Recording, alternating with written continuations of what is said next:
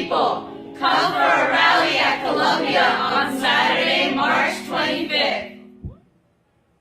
For how long are these people going to be put in jail while you are still quiet? For how long are children going to grow without their parents and we are still quiet? For how long are mothers are going to grow without their husbands and we are still quiet? For how long are people going to go to bed and then they wake up in jail or even in their graves? For how long are we going to do that? This world is big enough for us all. Why do we want to exclude other people? It pains my heart when I watch TV. I'm from Kenya, and Ethiopia is just on the north of Kenya. This is something I've seen because there are so many Oromo refugees in Kenya, in a place called Isli, and they're watching right now. Last year, when I went for Amnesty International Conference in Florida,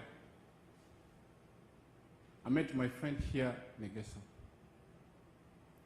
who's been leading a very good fight for the Oromo people. I read the report for Oromo earlier, but until I met him, and he told me what's happening in the villages.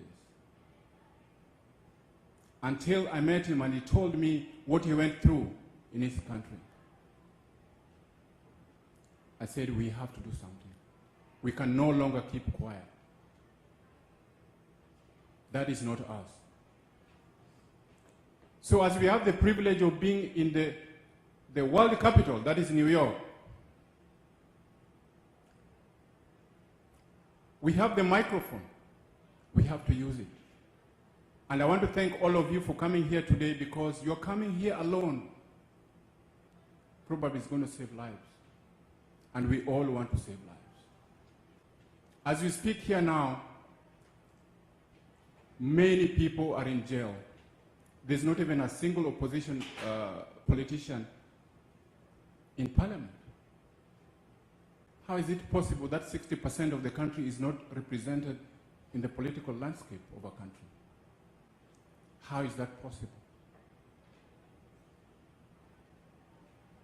So when I came to this school, and we met with a few students who also believe in the same thing, we started a chapter, and we looked at many issues, and we decided we are going to do a campaign for the Oromo. I don't have the team with me, some of them are out here, but they've been working round the clock. Not just to organize this event, but to educate people. Because organizing an event is one thing, but educating the public. As you know, the regular media doesn't cover African news. They only cover our news when our bodies are floating on the river. That's what they did in Rwanda. They had to wait for 1 million people to die for them to come and cover the news. We do not want people coming to Africa to take pictures of dead bodies. We want people coming to Africa to cover the progress that we have, to cover the great education systems that we have that were messed up by the Europeans.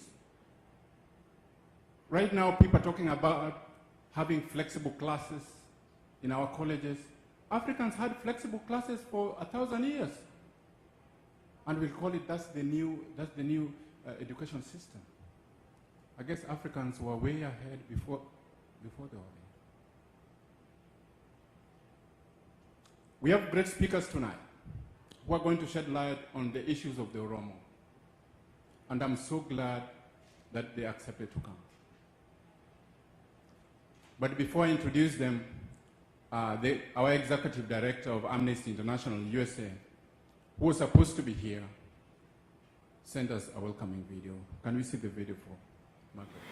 Hi everyone, welcome to the wonderful conference at Columbia University where you're talking about human rights and particularly the human rights defenders in Ethiopia. I'm sorry I can't be with you this weekend as I'm getting ready to travel to Sri Lanka to meet with my Amnesty colleagues from around the world will be gathering in Colombo to talk about our Human Rights Defenders campaign and the work on the Refugees campaign, the I Welcome campaign. And I am excited to bring all of the work that we're doing here in the United States with me to share with my colleagues. But I hope that your conference is truly successful. I know you'll have some really important and interesting and exciting conversations about the work that we need to do to protect human rights defenders in Ethiopia and around the world. I wish you great success, and I wish you all a wonderful conference, and I hope to see you again at other Amnesty events going forward. Good luck and have a great weekend. Round of applause for our Executive Director. She's a wonderful leader. I've had a chance to work with her. I could not get a more inspiring leader than her. I just wish she was here today. So as I told you, we have got wonderful speakers who are already here with us, and my colleague Erica is going to help us read their profiles. Round of applause for Erica.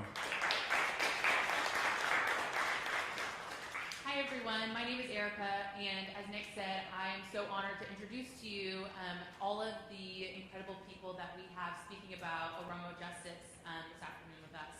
So as you just saw in this video, Margaret Huang, she is an advocate for human rights and racial justice and has been for over 2 decades, and she holds the honorable position of Executive Director of Amnesty International USA. Further, we're going to see a video from Faisa Laisa, who is an Ethiopian marathon runner who won a silver medal at the Rio Olympics and gained international attention when he crossed his arms above his head at the finish line in a defiant gesture against the East African nation's repressive government.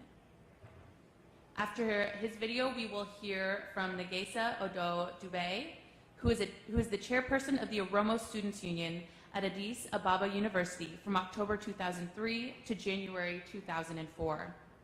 He was a prisoner of conscience from June 2004 to March 2007 for organizing Oromo students protesting the Tigrayan People's Liberation Front, which led the regime's decision to move the capital of Oromia National Regional State from Addis Ababa to Ndama in June 2004. I would hope that you would help me welcome all of these individuals and honor them for giving their time and their talent and their vast knowledge of justice for the Oromo people today. Thank you, Erica. Last year in Rio de Janeiro, during the Olympics, an athlete, Faisa Lilesa, was supposed to be with us here today. When he crossed the line to get his silver Olympic medal,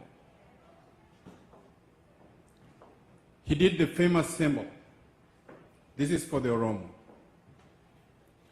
For many people who are watching TV that day, and they saw him do that, probably it was just another symbol that you see on TV. What many people did not know that he was putting his own life at risk by doing that. What many people did not know that he was putting the life of his family at risk by doing that. This is a man who has seen so much success in sports. He would choose to go and live in any country with his money. But he chose to do that for his people. He cannot see his community continue to suffer. And I had the chance of meeting him and his family. Such a humble man who just wants to save his community, who just wants to save his country. Let's watch the speech that he did for us today.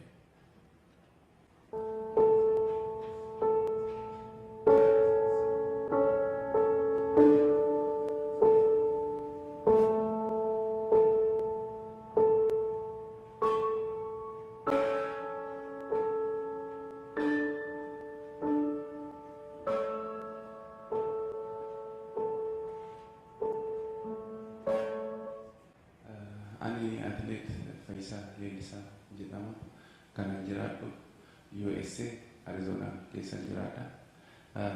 Kanan sababni biyya kana keessa jiraachuu danda'eef dhiittaa mirga namaa Itoophiyaa keessatti godhamurraa ka'ee kan nama biyyaa bahuu danda'e. Akkuma beekamu Itoophiyaa keessatti mirgi namaa cabinsa mirga namaa yeroo gara yerootti dabalaa dhufee jira.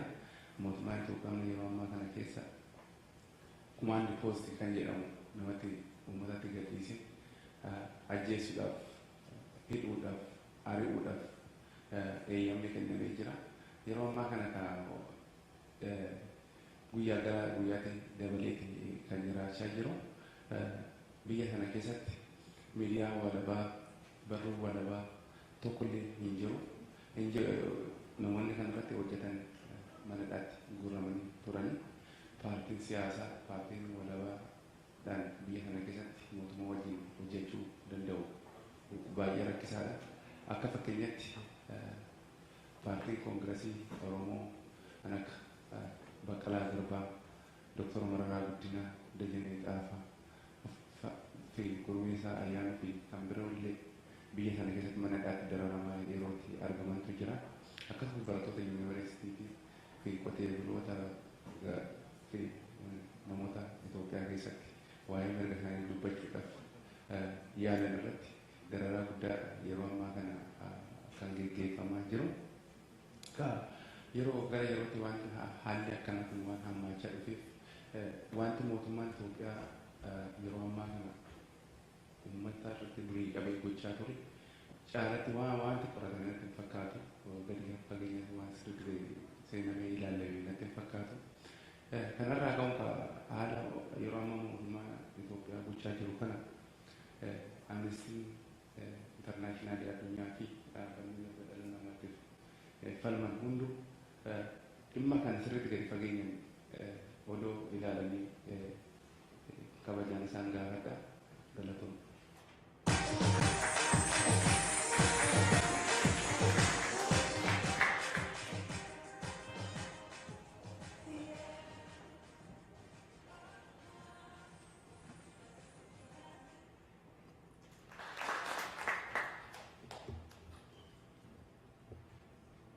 Tiny. Please help her along.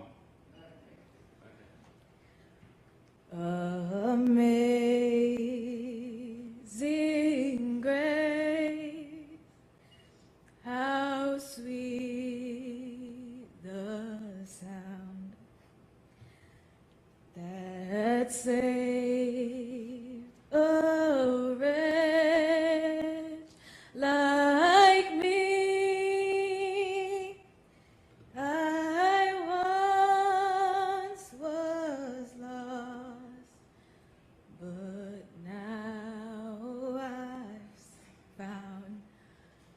Was blind, but now I see. 'Twas grace that taught my heart to fear, and grace my fears relieved. How precious did that grace appear, the hour I first believed.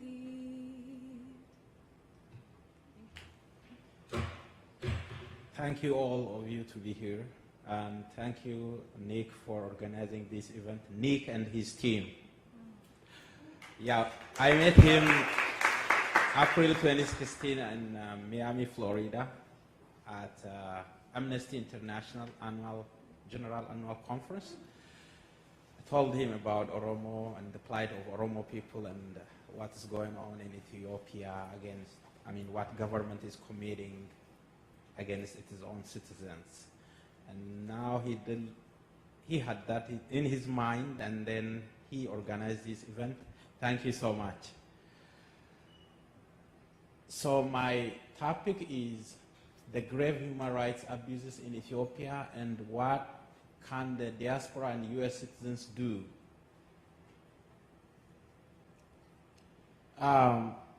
In Ethiopia, just in November 2015, a protest has begun. As you see on the pictures, students and youth began protesting. The main reason why they started this protest was there is land grab. Farmers are displaced from their land, and land is being given to investors and others. Mostly, those land is taken by officials, government officials, and then the officials will sell it to investors and others. So, I mean, the peasant, they live on their land, they farm their land. Where can they go? Then students and the farmers and everybody stood for their right, protesting against the government. And that protest was very orderly, very peaceful, and very non-violent. As you see, people mostly when they protest, they just cross their hand as a sign of protest, and sometimes wearing black in black, and sometimes sit-ins on the street and the like things. However, regardless of the peaceful nature of the protest, government was heavy-handed, was killing the protesters, kept on killing.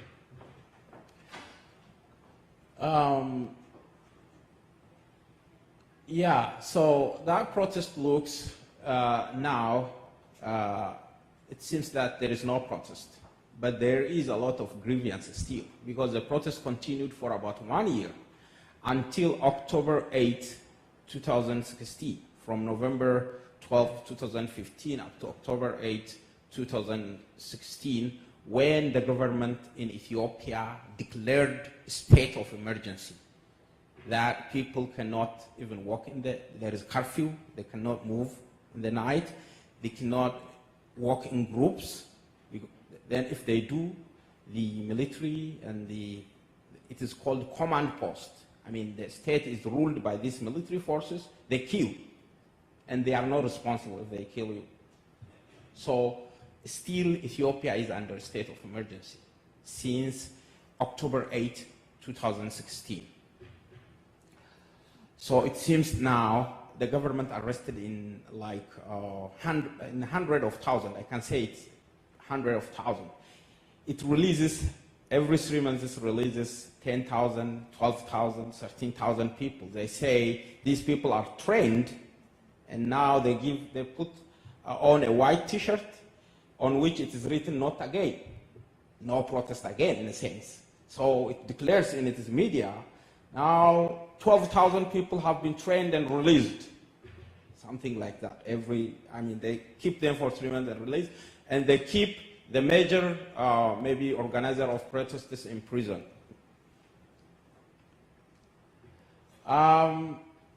I couldn't put this YouTube video on here. I mean, I tried to put many videos and I couldn't upload many videos. These two people, Jen and Josh, they witnessed this crackdown, killings in Ambo, Ethiopia. And in this YouTube, if you go to YouTube and write down Jen and Josh testimony about Oromo protest, you will find this YouTube video. They were Peace Corps in Ambo. They watched all those killings. They see when the security forces run after protesters and kill, shoot. Even being in the room they rent, they see the security force, and they see students running away from security forces, get to the room, the house they were in, and they saw mothers being killed when they try to protect those students. So they witnessed that.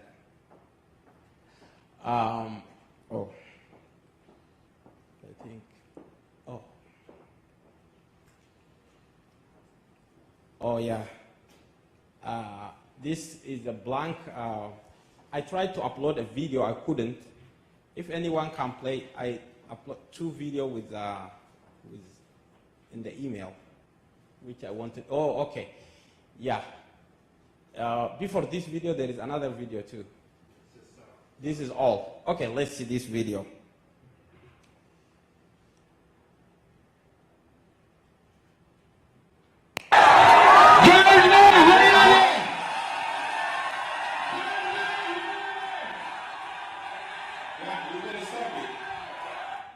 Yeah, this video is, this happened in October 2, 2016. In October 2, 2016, it was a traditional festival, traditional Oromo festival called Irecha. It's like Thanksgiving. People go to lakes, they hold grass in their hand, and then put that grass in the lake and thank God and go home. That is a traditional festival. It is in this traditional festival, the traditional festival turned into protest, and people say, down, down, Wayane. Wayane is the ruling party, down, down, people. Then people say on this day, these protesters, 678 of them were killed that day, only. Helicopter came up over, dropped tear gas or whatever gases, and then there was shooting, and 678 of these people who shot were killed on that day, October 2, 2016. And after that, people turned violent everywhere in the country. That there are burning of maybe some properties and, you know, the like things government could not control. On October 8th, it declared a state of emergency just after a week. Actually, after that killing, the government itself declared kind of a mourning day so that the flag would be down and wave halfway, something like that. But they did it, whether they say that or not, that is just to get back, to get some courtesy from the people, something from the people to continue their ruling and nothing. Because they didn't do anything. They didn't respond to any okay, the video over.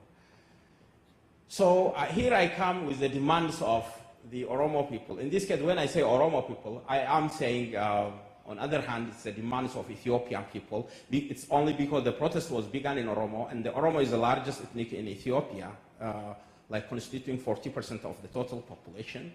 And this government is heavy-handed on Oromos because the government came from the ethnic, which constitutes 6% only, and so they are very heavy-handed on Oromo. And also, this protest is not limited only in Oromo. The Amara, the next largest ethnic, also continued protest in Gondar and other Amara regions. So it is like nationwide protest, even though it was begun in Oromo and its intensity is higher in Oromo. It's everywhere. So the demands, especially, it started with land grab. So government cracked down, killed a lot of people, and arrested a lot of people. The first question now, the demand is now free all political prisoners in Ethiopia, because there are thousands of political prisoners in Ethiopia, and people are demanding to free all political prisoners in Ethiopia. That is the immediate demand of the people. You see here Dr. Merara Guddina. He is the leading opposition leader in Ethiopia, who has been leading opposition for the last 25 years. And he's a professor of political science in Addis Ababa University for a long time. He has been opposing the three regimes in Ethiopia: the Haile Selassie monarchy when he was a student, then the Derg, the military regime. The military regime arrested him for 7 years, and now he's a peaceful opposition. We can consider him like a father of a peaceful opposition in Ethiopia. He has been consistent for the last 25 years. They arrested him after he witnessed at European Union Parliament just 3 months ago. Here is another prominent opposition leader. He is the deputy chairman of opposition OFC. OFC means Oromo Federalist Congress. And Merara is the chairman of OFC, Oromo Federalist Congress, and he is also vice chairman of another larger coalition opposition called Medrek. And Bakale Gerba is himself a peaceful and non-violent person who translated Martin Luther King book into Oromo. He is a professor in Addis Ababa University, and he himself has been in prison 4.5 years before this time, before December 2015 when he is rearrested. He has been in prison, he came to US, he presented a paper to Oromo Study Association, and now that paper he presented here is being as a criminal charge brought to court against him, which we know and anybody can listen and see that that is nothing. But he is accused of terrorism. And here there are journalists like Iskender Nega. The government has been warning, threatening them not to write anything in opposing government, any dissent. They refused and kept on writing. They are in prison. There are people like Jonathan D. Teresa, they are in prison. So the first demand, as I told you, is free all political prisoners. These are only samples because they are prominent people. There are thousands of people in Ethiopia languishing in Ethiopian prison. And these are the demands of Ethiopian and Oromo people. And the second one is independent investigation on the killings. There are a lot of killings. About more than 2,000 people have been killed since that protest began in November 2015. So no independent investigation has made. Government said, I will investigate myself. It can't. Ethiopian government cannot do that. We know that they will come up with this and, oh, there is no problem with that. Actually, they admitted 2-3 times that they've used force beyond the force that should be used. But still, they didn't do anything. They didn't make any military accountable for those killings. So, UN Human Rights Commission demanded for investigation. The Ethiopian government refused. So, there is a need to push up on Ethiopian government to allow independent investigators. You see how people are protesting here, like stop killing Oromo people and all the like this. So the third one is there is a demand for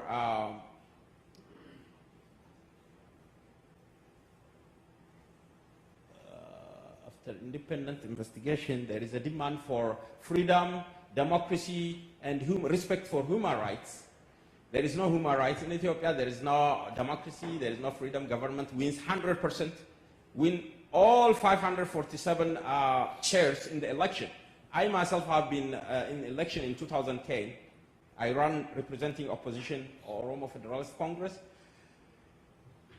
It's amazing, you can't even campaign. I survived a murder attempt from military while I travel to make a campaign. And there is no freedom to campaign. And the voting is just a fake. You know, you're supposed to vote in a secret ballot, but they just put over here because the government controls the election board itself. So there is no election. That is one major reason. In May 2015, there was election. And people have grievance because their vote doesn't count. The people vote, the government counts the way it wants. That's why they won 547 seats. Here is what about the parliament. They won all the seats. And there is also demand for genuine federalism and self-administration. Ethiopia is structured in a federal state, but there is no federalism. The central government, the TPLF controls every region. Regions don't have autonomy to rule in their own states. There is interference here and there, so there is no genuine federalism and self-administration.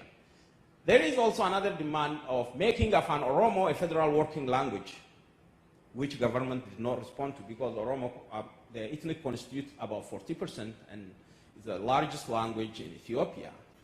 So next, alongside with Amharic, Oromo can be a federal working language.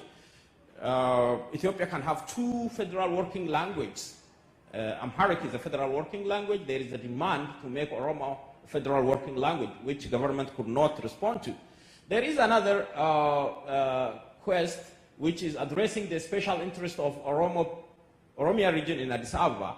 The Addis Ababa is in the heart of Oromo. The capital is in Oromo, and it's expanding. It always expands. The waste material from the capital goes to the Oromo region, Oromo regional estate, and it's taking land from Oromo. So there has to be a negotiation, and there is a special interest of Oromia region from Addis Ababa, according to the constitution. This is not addressed because the ruling party, the TPLF, are very powerful. The Oromia regional state cannot do anything, and their fabrication. Those people who rule Oromia regional state are just made assigned by the TPLF themselves, so they don't do anything. So the last one, there is a quest for land ownership and to stop land grab, and there is a quest for restoration of unlawfully confiscated land from the people. This comes first, actually. And there are these demands. So the Ethiopian government response in general is, it says, we recognize the people's grievance. People have legitimate grievance. That's what Ethiopian government spokesman say when they come on Al Jazeera and the BBC. Yes, people have grievance. We know there is bad governance. There is maladministration. We will correct that. For that, they say they reshuffled the cabinet of ministers. They assigned new ministers. They say they changed everything. So now people can, okay, we are addressing the people. No, but it's not like that. You know, the people, the issue is very critical. The people need structural policy and legal reform, not like just reforming people and ministers and the like. People need structural change, which government cannot address. It makes fake apology to the people. The prime minister come to the parliament and say we are very sorry for the killings and all that like that. But they never take it responsibility. They never make themselves accountable for what happened. They just rather say, like, they take it's people. These people, there are people who are behind, who are inciting these protests. The mass is good. The mass is okay. There are people who inciting opposition. They are supported by Egyptian government or Eritrean government. They are doing this and that. They want to hide under that while they kill these peaceful protesters and want to continue in power without being accountable. So now all I'm saying finally is that the protest is not going to stop. People, unless the demands of people is addressed, people cannot stop. People are hungry all over Ethiopia. If you find now, even in southern Oromo region, a lot of people are hungry. Government cannot, the government policy, economic policy cannot bring any development. There is hunger throughout. Like 8 million people are hungry. And now government is still, especially recently, made some militia. There are militia called Liyu Police, special force in Somali region trained by TPLF. They are attacking the Oromia region as a revenge. They are revenging on Oromo. Just like the Darfur, the Janjaweed militia did to Darfur people in Sudan. Now their armed force in Somalia that is attacking the Oromo region. All through the boundary of Oromo region, they kill innocent civilians, they raid, and it seems that they claim some land claims between Oromo and Somalia, but it's not like that. It is, these people are trained by the government, they are armed by the government, they are salaried, militant, police force. It is called a special police force. They used to attack Ogaden Liberation Front in Somalia, the opposition or insurgent in Somalia. Now they are attacking the Oromo people by order of TPLF. They are doing all this. So how can the U.S. citizens support? Now here we go with what you guys can do. You can tell your friends, there is a resolution called Resolution 128, sponsored by Rep. Chris Smith. I think he's from New Jersey. It is supporting respect for human rights and inclusive government in Ethiopia, encouraging inclusive governance in Ethiopia. So if this resolution passes, it is something. It will have some pressure. Actually, resolution is not enough. Even we need a bill. Because why do I say this? I know that the Ethiopian government cannot survive without support of US. It is the US that sustains Ethiopian government with its finance. It is US that is providing weapons to Ethiopian government. Ethiopian government, because Ethiopian government is going to Somalia and fighting Al-Shabaab and all the like things. I don't think that will happen no more, because Somalia have now a prime minister that everybody likes in Somalia, and maybe that will change soon. But Ethiopian government is using those weapons against its own citizens, killing Oromos and Amaras and all other Ethiopians with the support from US, with financial support and weapon from US. So we need you to spread voices. We need you to call your representatives to support and to sponsor Resolution 128.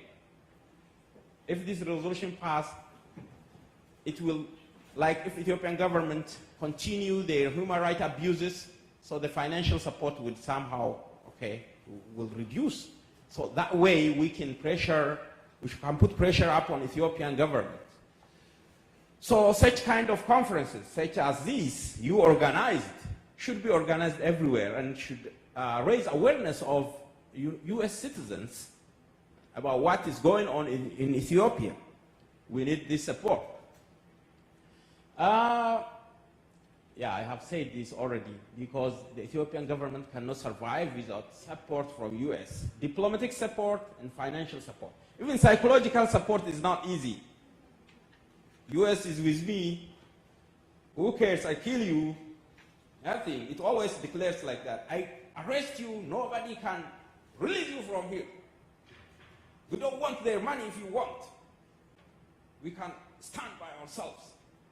That's what I say. But that's lie. It cannot survive without support from US. Diplomatic and financial support.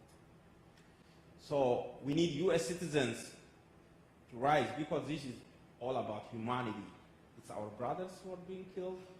If we keep silent, if you keep silent when I'm killed, and if I keep silent when Nick is killed, so that will go all over. Thank you so much.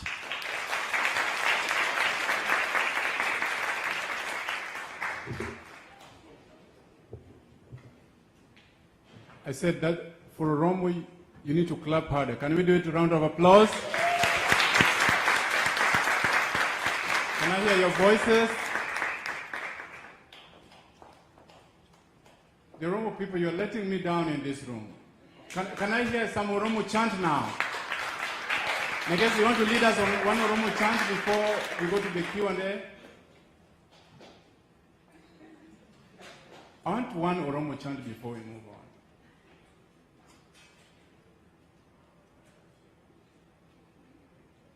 Any Oromo chant here?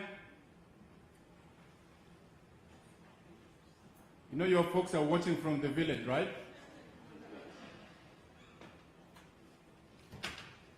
You have the microphone, you're representing them, and they're watching you. They're seeing your faces. We need an Oromo chant before we move.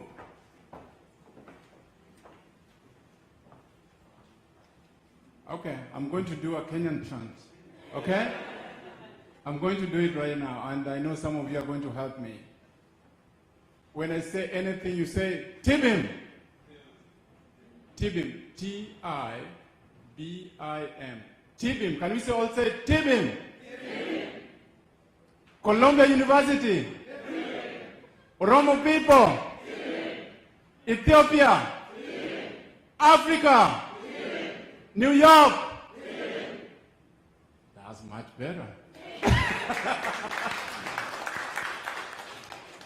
I have been so educated by the speakers today, and I know most of you have your questions ready. So I'm going to a session of Q&A. Those burning questions, you can come now. Do we have any microphones?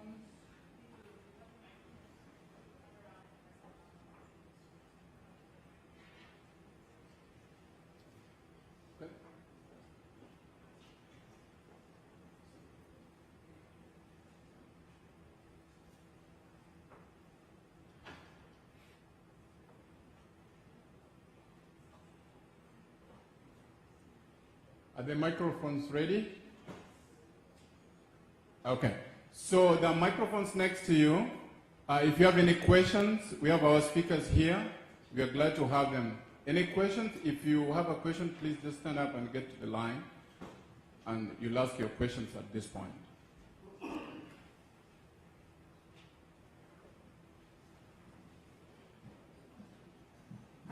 Yes. Thank you.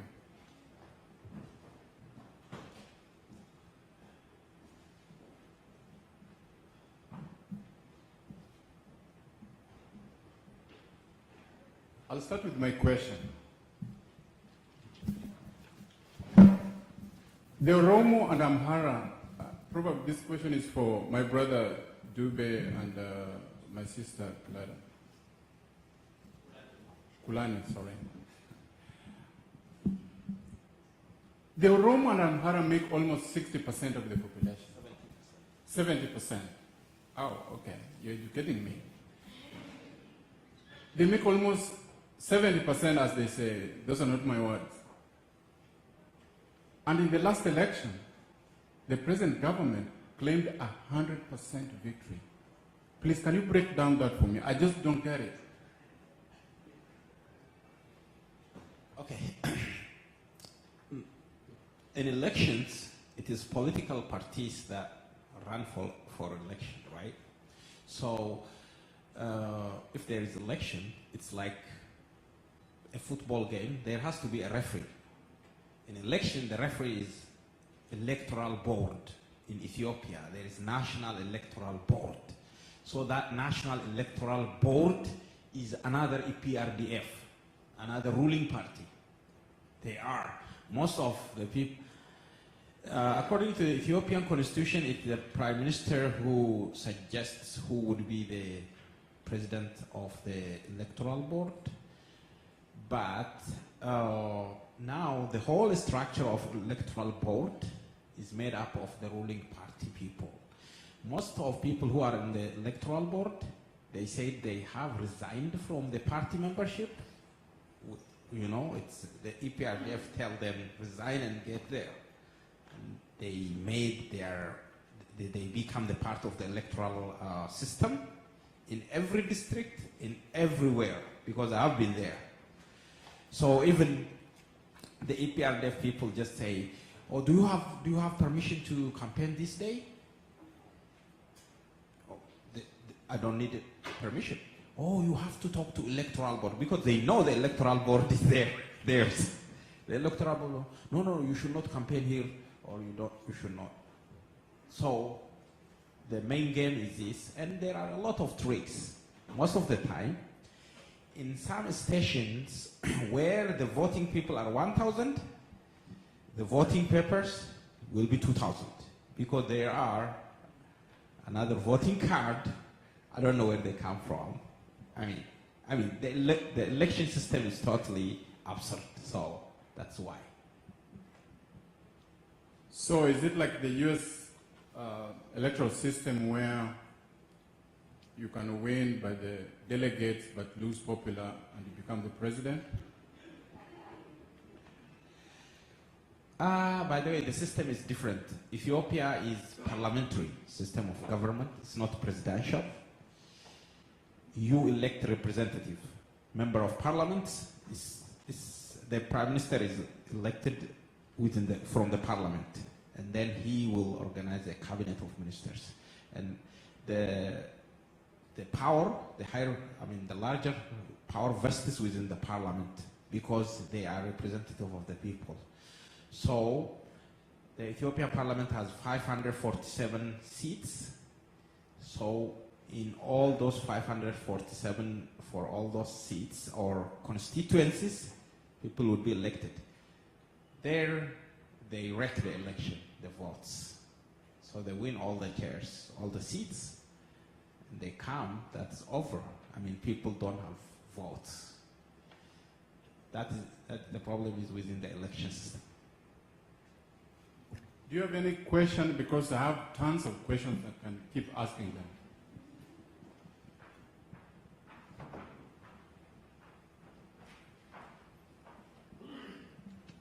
I'm not sure who to target the question towards, but whoever thinks they can answer it, maybe. I have a couple of questions that go together. One is, what percentage would you guess of the Ethiopian diaspora in America are Oromo? And if, groups like Amnesty International that I belong to go to our representatives to lobby for the HR 128, was it?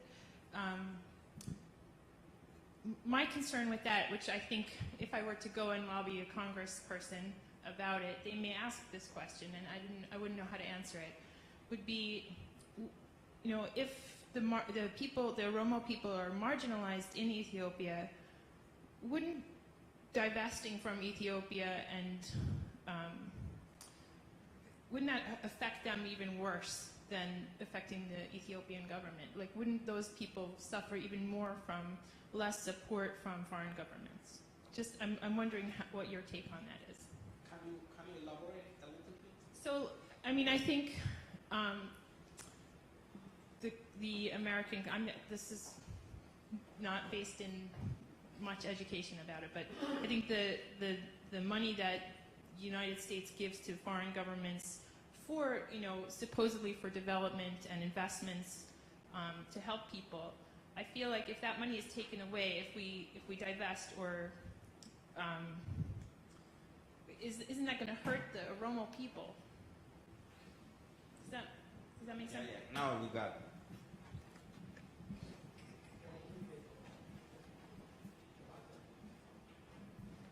Hello.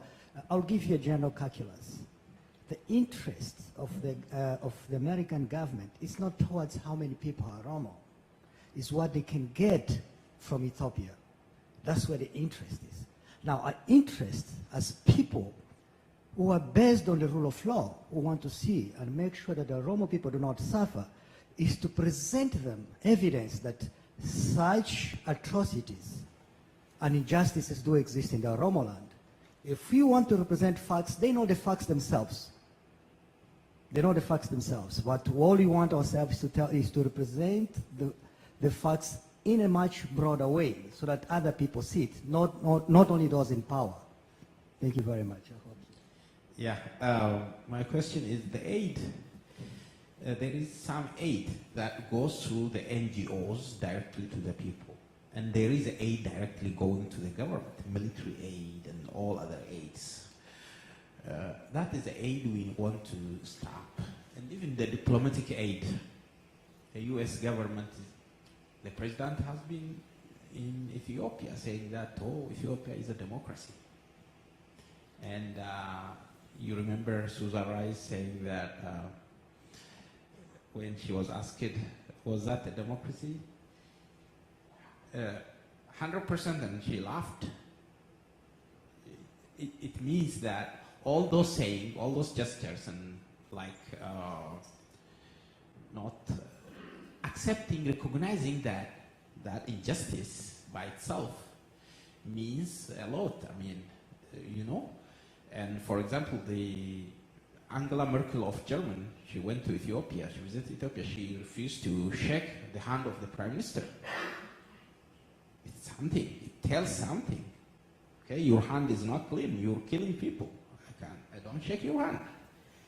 Yeah, there is diplomatic ways of putting pressure. All Ethiopian officials, they come to US. US can make a travel ban to them. It sends message of solidarity to the Ethiopian people, to the fathers whose son is killed, to the mother whose daughter is killed. It has a message. But if you are saying, your democracy, welcome, that's good, that is so bad. So, especially the aid, we're saying, not the aid that directly goes to the poor, but there is aid going to the government. That's what we mean. Anybody have anything to add there? I would just add one thing about the House resolution you were referring to in particular. It's asking, if you read in detail, I can't remember what part, but it's asking for the implementation of a federal law that requires accountability for military aid in terms of democracy and but it's not being implemented because the aid that's going, the military aid that's going to the government it's not really, there's nothing attached to it. It's just going there, there's no accountability. So that particular resolution is asking for the implementation of that law and not a cutting of humanitarian or development aid. Ben, you want to add something? Yeah, it's probably a good idea not to have any military aid going on the war on terror. It's really a war on people. So if you can be specific about that and be clear that our military aid around the world leads to genocides and harms people, whether it's the Oromo people or around the world, I think being clear about that across the board would be good. Thank you. What they did not tell you is that Ethiopia has got one of the strongest armies in Africa, if not the world. And most of the weapons they have come from your money, come from here. That's why we need to talk. Can we have the next question, yes? Hello. I'm from Ethiopia, so I try to stay in touch with people there. And something that I've noticed is that there's a lack of recognition of a prominent political party for the people to support right now. There's a lot of recognition for political movements like ISAT, and there's a Gumbot 7 movement that's happening in Eritrea. But there's, I feel like from the people, it's just there's a lot of lack of information of which political party can we support in order to make a change. There's movements like the Oromo movement, the protests that are happening. But do you particularly see any particular way forward for Ethiopia? Like which group, which movement right now is making moves that is positive for Ethiopia? And where do you see the next step going? Maybe we can take two questions. Just give the microphone. Mine is not a question. It's a kind of an answer for the lady from international.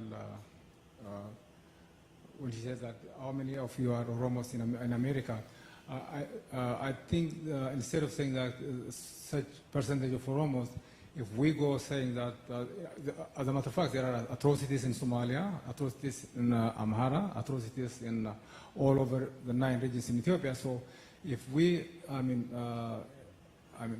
well, there is an attempt to come together and show there is like a good number, like for, like to say not only like a few thousands, like even close to 1 million, because the atrocity is not particularly targeting one. Without going deep into what that lady or others presented, but regardless, but there are deep atrocities all over Ethiopia, be it in Somali region, be it in Gambela region, be it in Amhara, be it all over, So, you can say in general, like all over Ethiopia, the problem is all over Ethiopia. So. Thank you. Can we get the response, then we take the two questions? We'll get the response first, and then we get two questions. Thank you. Yeah, I forgot now from the comment given up there, I forgot to tell. Oromos, or generally Ethiopians, are in several states. I think at least 10 major states, like DC, Virginia area, Minneapolis area, Minnesota area, and like Seattle, Atlanta, California, and many states you find them. Maybe the states that Oromo or Ethiopians do not, you don't find them is few. So there are Oromos and Ethiopians in all these states. So it is possible to coordinate effort with them if there is a need. Nick can help us if you have contacts. Yeah, I know you have. So it is possible to do that, and Amnesty can help us a lot with regard to that, reaching out in every state. Maybe there are 50 states, but I'm quite sure in more than 30 states there are Oromo or Ethiopians.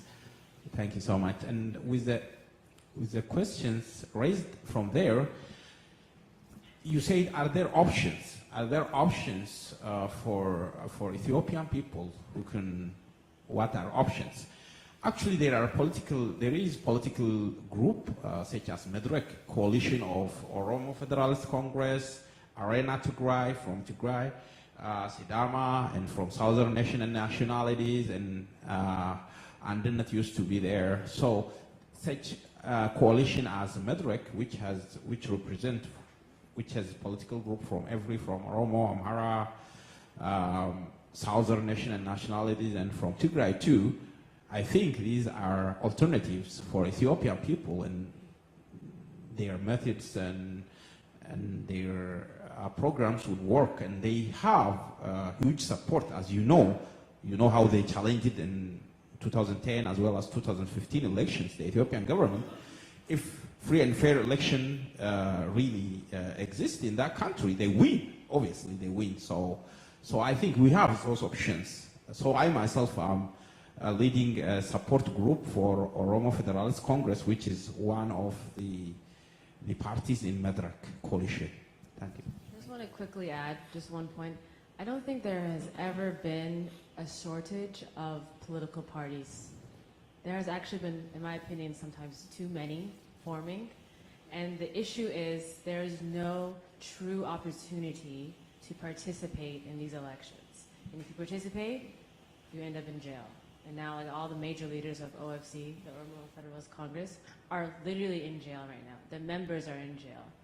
I mean, when that kind of restriction of political activity happens for just one party, like imagine how much it restricts the growth of other possibilities or just civil society in general. People cannot be free to support a political party. Why would they even form another one, you know? So. Excuse me, let me add on to the lady there. I just remembered there is a gentleman who works in the office of the mayor in Washington, D.C. His name is Mamadou Samba. I think he's an African liaison. They compile these statistics of how many Africans, according to their countries, with the help of Georgetown University. If you want his contact, I'll be very glad to give you a hand. He's a good friend of mine. Thank you. Thank you so much. Because of time, we'll take the two questions. Thank you. My note is not really a question. Concerning the political parties in Ethiopia, they proliferate on purpose to confuse people. Over 70 parties were registered. Most of them are affiliated to the government with a few people. But the major parties now, the Oromo Federalist Congress Party is, I believe, the largest party, admitted the constitution and organized on basis of the constitution to take a federal union of Oromo within Ethiopia. It has also made headway to join other parties in a coalition and form Medrek. This party made a significant campaign in 2015 for the election, well prepared to all corners of Oromia, reached out to others. Also, a lot of papers everywhere, and people were very enthusiastic to elect this party. Unfortunately, when election came, Bakala Garba, Human is very committed to peaceful change. I had opportunity to talk to this man in 2015 on Oromo OSA conference. He said, these people do not relinquish power without a fight. How can we do? He said, those who come with the arms and conquer the country will never give up. History testified to this. And the peaceful is only sustainable if people win with a peaceful method. And so Oromo Federalist Congress, the target, the movement, they warned, if this election is rigged as usual, and the next time the people will ask you, you have no answer to that. You are setting fire on the country. The leaders warned. As they said, election completed in 2015 in May, in November, it started. Not only what happened to land confiscation in Ginchi, grievances of all years this government has been in power. What they do, they call it incision, which means the intelligence agencies go to the leader of one party, your life or work for us. This is called, this kind of method they do. But if there is democracy, fair and fair election, fair and free election is the only way in Ethiopia. But they kill the parties before they start. As they grow up, they cut short. As far as United States aid is concerned, during the Cold War, America or Soviet Union, both of them supported dictators because they want to win on their side. But once the Cold War ended, New World Order, they said, but the United States still continue to support dictators regardless of what interest. Democracy, human rights is political ploy in international relations of the United States. Thank you. Otherwise, they couldn't have supported in Ethiopia the dictators. Obama, a first black man elected to presidency, if he worked for black Americans to improve something, they could have blamed him for doing it for his race. But in Africa, he had a lot of leeways to do that. He chose not to do anything and came out of office now. Thank you very much. Thank you. Where were you? I was looking for speakers. When I was organizing this event, I was looking for speakers. I should have known you. A round of applause for him, please. Can we get one question, then we move on? Hi, I just have two questions. One is, well, three actually. One is that there is a huge development in Ethiopia with the hydropower power being built, which is big, and I just wonder how that would affect the development of the country, as well as how the development of the countries either is similar or contrasts the development of the Oromo people. Secondly, I am concerned with how the tactics of our nonviolent protest against the regime and raising awareness about the injustice is really on the streets and behind the screens and social media, which is great. But I just wonder, what are we doing to raise the capacity of other at least the organized groups here, the diaspora who's working towards democracy and equal rights? What are you guys doing to train these young people there so passionate to advocate for themselves and for their country, and other kind of tactics? Because nonviolent tactics doesn't just have to be rallies and really putting your body and mind at risk. I think we can be tactical, and I just wonder what you guys do on that. So that's my second question. And my third question, let me close it there. Thank you, Lisha. I think we can get a response also as a closing remark. Just from the first part about hydroelectric power, which Ethiopia is developing, I think that's a good thing if they finish. My worry is, we know it is costly, and the situation of Ethiopia, due to the protest now, they even don't have hard currency, economy is getting down, there is hunger. I mean, without having a good government, democratic government, it is very difficult to have sustainable development. You can't have sustainable development.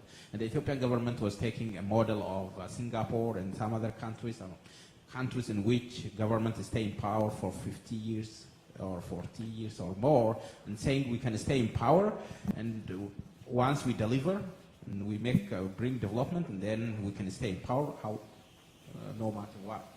But that is not going to happen. My fear is that I don't think they finish. Otherwise, it is good. It's good for Ethiopian economy, so we really support that. And about the youth, I think, everybody should do what they can. And as a diaspora, all we can do is advocate. Maybe try these advocacy issues, or legislative advocacy and all other things, and maybe make financial support to the victims, whatever we can, whatever way we can. Maybe we advocate on social media and or make all those campaigns.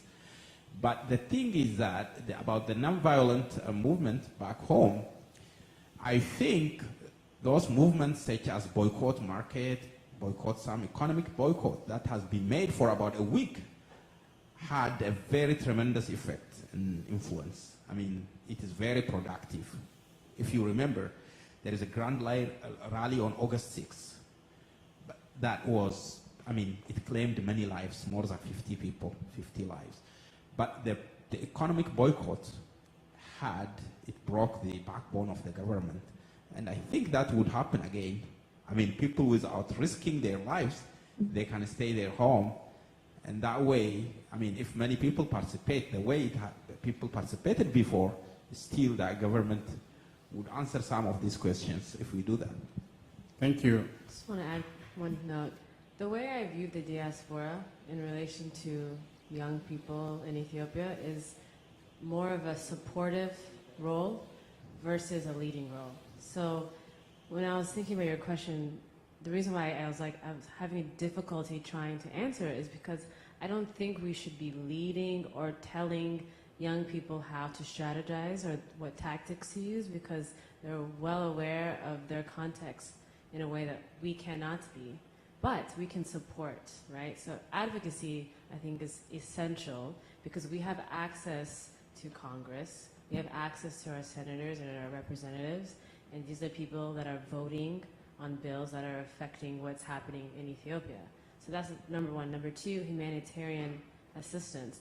And I do know of a few organizations that do raise money to help with victims who have been killed or like laying in hospital beds with no money and no food, and like there's a lot of issues that come up when breadwinners are killed or imprisoned. And so the aid that's going there through diaspora networks, I think, is important. But besides that, I struggle to say we should also be telling young people who are already putting their lives on the line how to like protest or how to more effectively change what they know more about than we do across the ocean. Thank you. That's wonderful. Can you have something to add as a closing remark? Yeah, there's a number of social movements across different African countries. You see in South Sudan, you see Ethiopia, Uganda, and so many other places. I think the diaspora might be strategically placed to link movements transnationally. Everything that happens in a locality, in a neighborhood, in a city, in a village, it is linked to a global system that is impacting people around the world. And so people live global lives. So we're sitting here in this room, and we probably have people from around a number of different countries, and we're able to speak to each other. So I think for those in the Ethiopian diaspora, the same thing for a lot of black migrants is how can we connect movements across borders. As a number of countries, not just in Ethiopia, but even the U.S., you see massive resources being put towards police, military, border patrol, and the actual needs of regular people are being dismissed. And we can transform that and change that when we come together as our communities transnationally.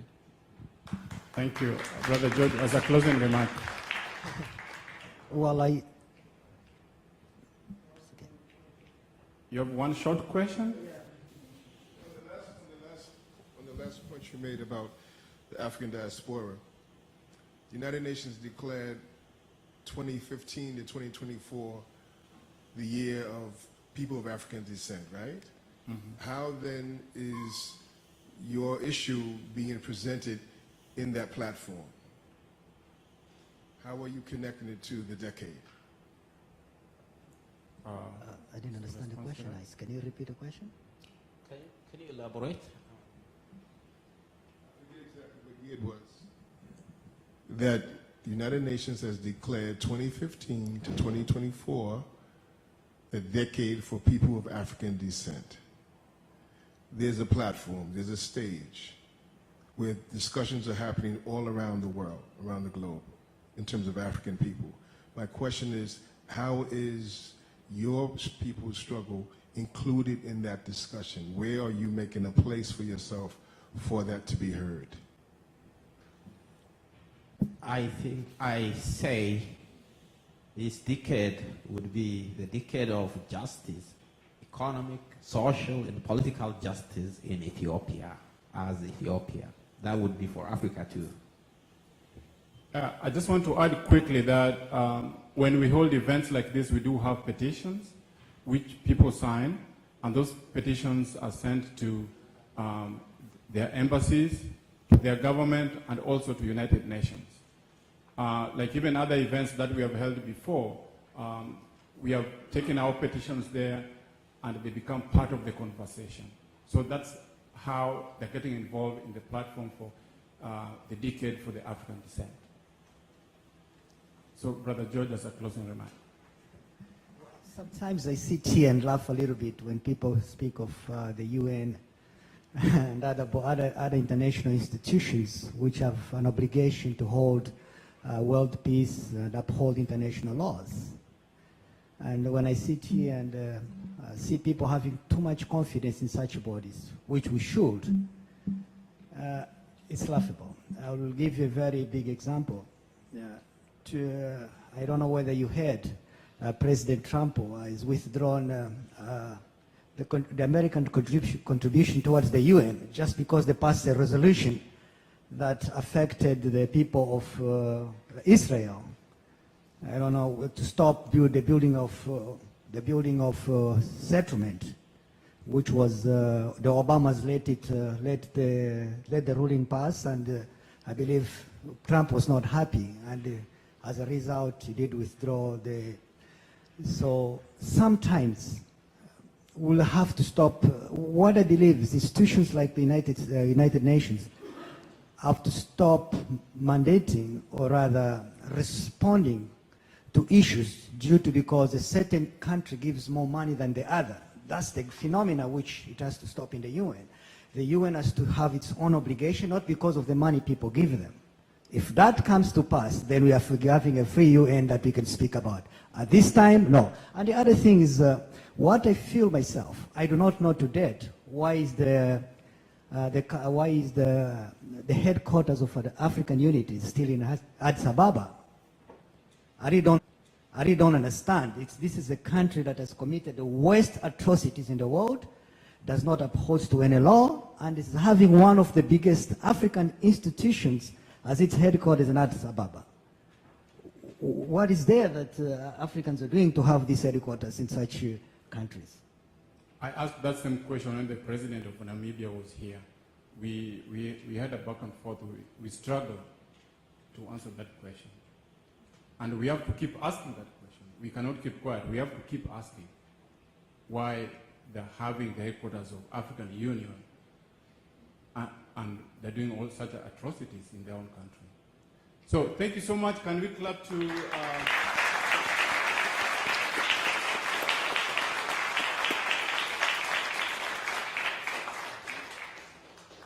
So to all the Oromos, to all the Amharas, and to all our speakers here, what do you say? Because we don't have the Oromo people, you let me down. I'm going to do the Kenyan one. So the speakers, Tibim, you guys are going to leave here with a new word, okay? The speakers, TB. Ethiopians, TB. Cedar Crest College, TB. Columbia University, TB. the Oromos, TB. What's going on? You guys do have lunch. Okay, can we all stand and do in solidarity?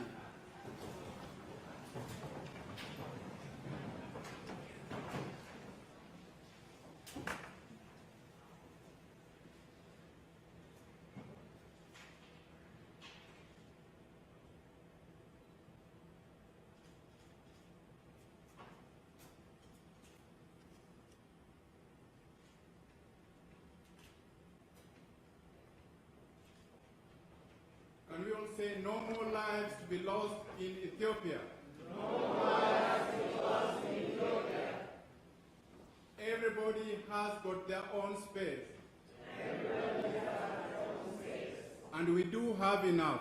We do have enough. No more dictators in Africa. No more dictators. No government can win 100%. No government can win 100%. Thank you. These are wonderful social workers for social justice.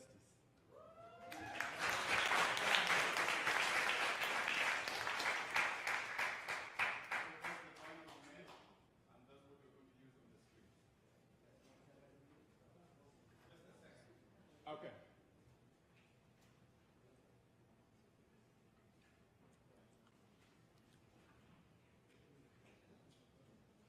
So as we prepare to go to the streets, we can all assemble here. We can take one big photo with this in front. Then we go to the streets from there. We have enough space here for everyone.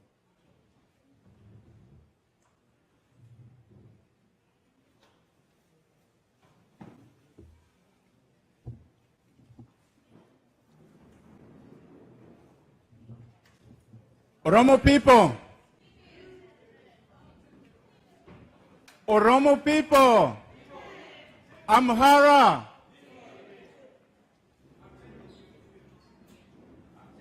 Are you changing it? Okay. I'm changing Tibib into Nimona. Ni-mo-na. Oromo people. Amara people. Ethiopia. Oromo.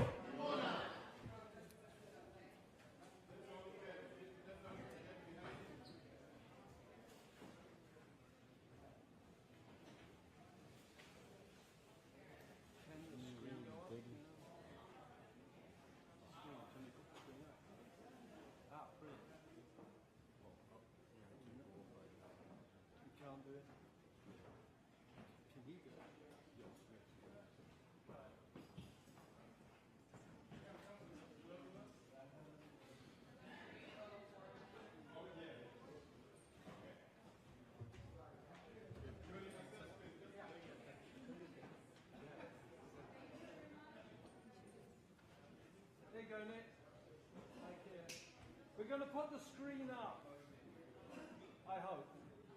So, wait till the screen goes up. Okay.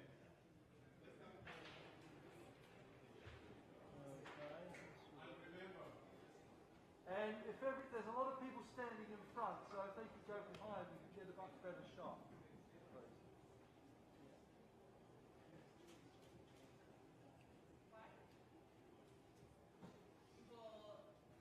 Yeah. You want some people to sit? If we could clear the front so I can get a better shot of everything, and perhaps you might want to join. Please. I can see the camera lens. That means they can send me. That's better.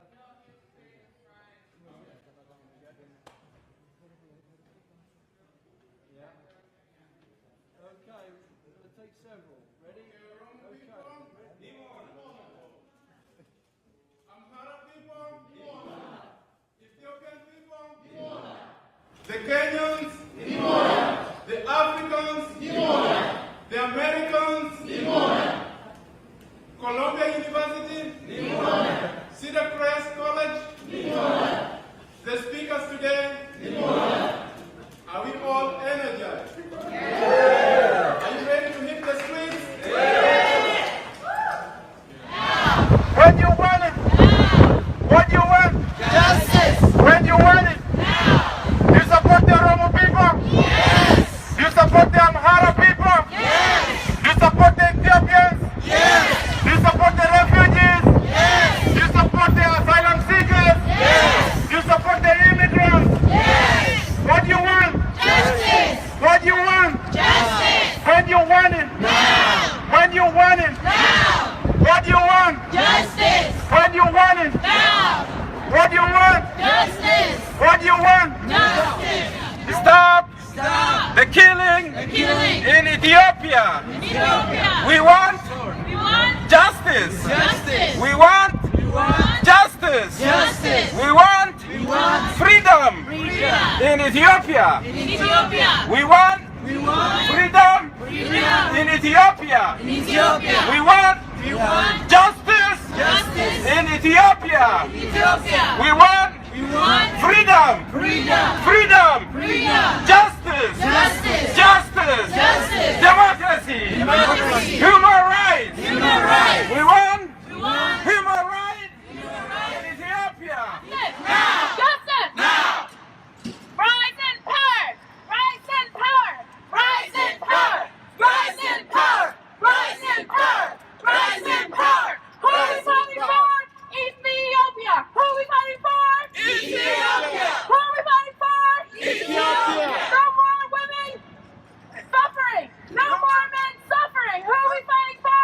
Ethiopia! When you want it! What you want? Justice! When you want it! Now!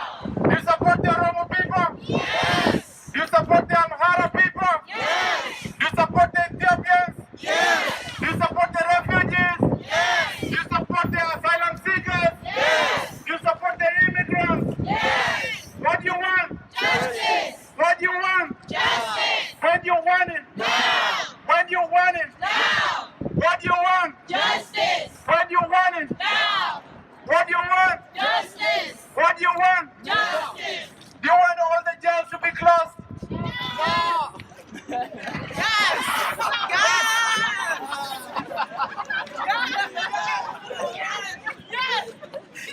Do you want the Ethiopians to be deprived of their land? No! Do you want them to have their land? Yes! Do you support the children? Yes! Do you support the women? Yes! Do you support the men? Yes! Do you support the grandmothers? Yes! Do you support the Oromo people? Yes! Do you support the Amara people? Yes! Do you support the Ethiopians? Yes! Do you support the Africans? Yes! What do you want? Justice! When do you want it? Now! What do you want? Justice! What do you want? Now! When do you want it? Now! What do you want? Justice! When do you want it? Now! What do you want? Justice! When do you want it? Now! What do you want? Justice! When do you want it? Now! What do you want? Justice! When do you want it? Now! Do you support the children? Yes! Do you support the women? Yes! Inafajechan harabatu. Inafajechan harabatu. Inafajechan harabatu. Stop the killing. Stop the killing! Stop the killing. Stop the killing! Stop detention. Stop detention! Stop detention. Stop detention! Stop genocide. Stop genocide! Ajechan harabatu. Ajechan harabatu. Bilisuma barban. Bilisuma barban. Haka barban. Haka barban. We need justice. We need justice! We need freedom. We need freedom! We demand freedom. We demand freedom! In Ethiopia, we need that justice. We need justice! We need justice. We need justice! We need freedom. We need freedom! We need equality. We need equality! We need justice. We need justice! We need freedom. We need freedom! We need democracy. We need democracy! We need human rights. We need human rights! Stop the killing. Stop the killing! Stop genocide. Stop genocide! Stop genocide. Stop genocide! Stop detention. Stop detention! Stop killing. Stop killing! We need freedom. We need freedom! We need justice. We need justice! We need justice. We need justice! We need justice. We need justice! We need justice. We need justice! Bilisuma barban. Bilisuma barban! Bilisuma barban. Bilisuma barban! Ajechan harabatu. Ajechan harabatu. Idan harabatu.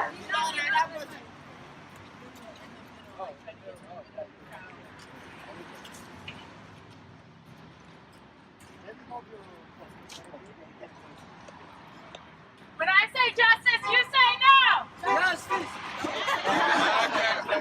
When I say justice, you say no! Justice! Now! Justice! Now! When I say justice, you say no! Justice! Now! Justice! Now! Rise in power! Rise in power! Rise in power! Rise in power! Rise in power! Rise in power! Who are we fighting for? Ethiopia! Who are we fighting for? Ethiopia! Who are we fighting for? Ethiopia! No more